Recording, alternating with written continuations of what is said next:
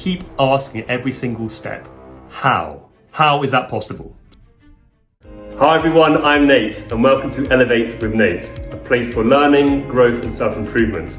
Join me as we explore a wide range of topics, sharing insights and new knowledge from my personal learning journey. In today's episode, we're going to be talking about how to set goals. At school, you're often given the task of setting goals for the year ahead. But I remember, and probably like most of you ignored it and didn't really care. However, I have come to realise that actually it's one of the most important things to do. In order to reach your end goal, you have to first have that end goal in mind, and secondly, to visualise it. You often hear many successful people, such as sports stars or actors, that push this point home. For example, Arnold Schwarzenegger, who I often mention, always talks about that visualization of the goal that you have. So in this video, I'm going to help you put steps in place to achieve those goals. However, for this episode, I am assuming that you already have your end goal in mind.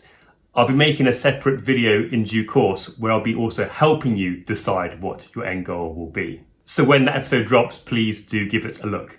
Right, so in theory, it's quite simple, and this is what I do. I would sit down in a room alone, okay, with enough time spare, so perhaps an hour or more, and you'll put in front of yourself a blank piece of paper. And what you'll need to do is put at the top of this piece of paper the end goal. And what you do is you'll work backwards from your very, very kind of final end goal to where you are right now. And by doing this, what you'll find is you'll essentially be giving yourself the medium and short-term goals which are required to excel in this. And on top of that, you'll hopefully realize too areas which you hadn't really thought about properly and which you need to think about to properly achieve those goals. And of course, for many of these goals, just be aware they might be year long or years to complete some of these steps. It won't be a quick, 1 week, 1 month thing, but that's fine. It's part of the process. So to help, what I'll do is give you some examples of what this might look like. Let's say your end goal was you want to make lots of money.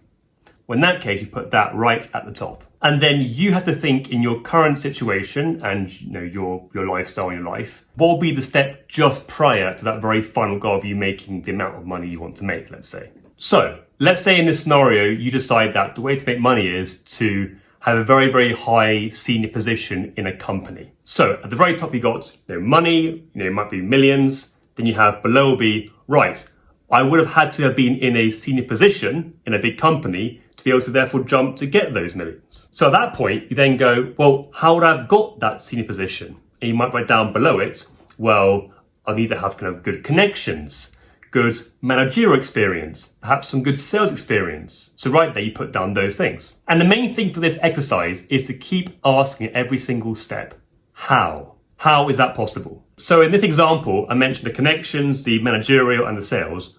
Well, how you get that? So it might be that for the managerial experience, you have to have beforehand a role as a manager and also potentially attending networking events to get those connections. It might involve you networking in your current company, meeting more with senior people to learn from them. So that's that level. And let's keep going deeper and deeper. So how did you get that managerial role? Well, you might put that you had to change job to get that position. So you're bouncing between jobs to get that manager position. And then below that will be, well, how did you pass that interview? How did you get that position? And you might put that you were the top performer at your current job and take on extra responsibility wherever possible. And then perhaps finally, well, how did you become top of your current job? Well, you might say, you put in those extra hours on the weekend to stand out from the rest of the crowd. And you might put that you apply for all positions that come out there to look keen to the rest of your company. And what happens right there is, if you've broken it down, what you'll find is that the bottom part of that list looks a lot more achievable than the initial big thought of making millions. And of course, bear in mind, that little list there was just a random example. It will be completely different for your own scenario.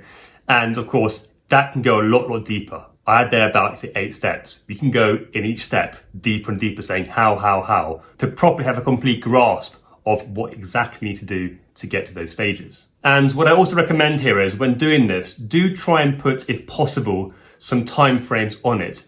So you might say, I want to hit that manager role in 3 years. I want to spend 2 hours of extra work on the weekends.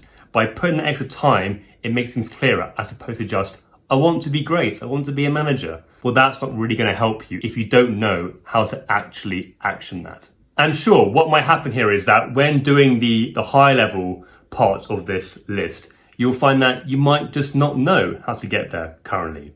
And that's fine. In that scenario, kind of just put your best guess at it, because guess what? You can keep adjusting, and you should keep adjusting this list as you go on, make small tweaks here and there. But of course, a way which you could also kind of improve this would be also to get some sort of coaching or mentoring from someone that does know how to kind of hit their goals and help you on your career path. So that will definitely assist you with your list here. But look, I'm going to give you another example here, because what you'll find is when doing this, it's not so simple as one thing leads to the next, because at many of these stages, they might be kind of 2 or 3 different things which all lead towards the next stage here. So here's an example. Let's imagine that one of your goals is to have a very successful Instagram account. Now, the first thing I'll say here is that's a bit too vague. What do you mean by successful? Okay, so always with these end goals, try and make it a bit more precise so that it's easier to head towards that end goal. So it might be that your actual end goal has 2 parts to it. One being you want to have many followers, and the second part is simply you want to make money from it. And of course, the followers part of it could be for many reasons. It might be simply for the popularity, for the fame. You might find that makes you happy, then great.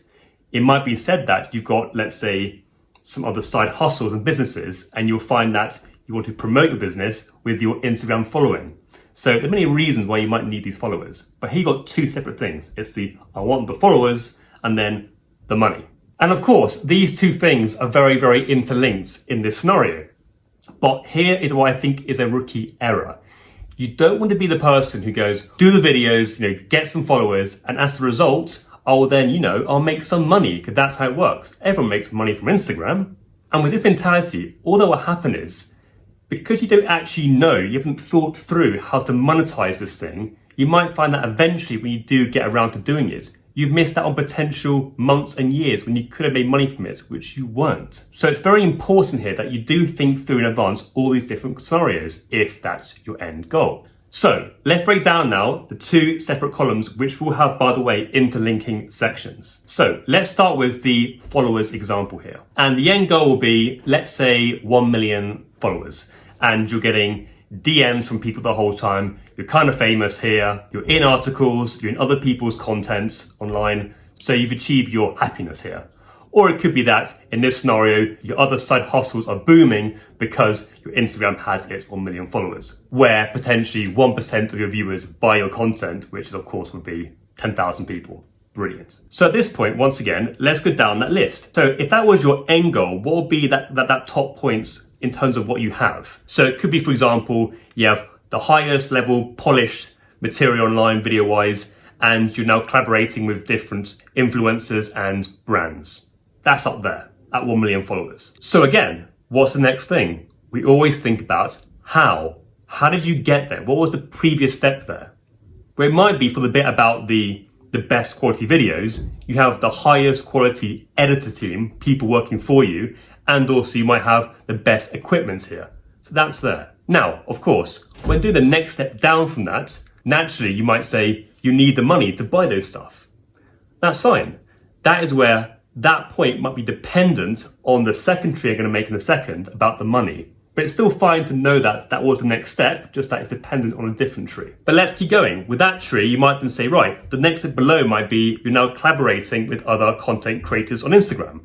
And this might be, let's say, once you've got 100,000 followers, let's make it up. So how will you get those 100,000 followers? Well, it might be that you start doing lots of paid advertisements. Then below that, what else would you need to get content which will kind of be kicking off to get your big followers? Well, it could be that you have a consistent, 3 to 5 times a week content. It could be that below that you've now bought better equipment than your initial startup equipment. Below that, you realize what your followers liked watching, the content, the niche content, and you then made more of that. So at that point, you're doing better than you were at the very bottom. And then how do you get those analytics? Well, going below that, you have to have some followers.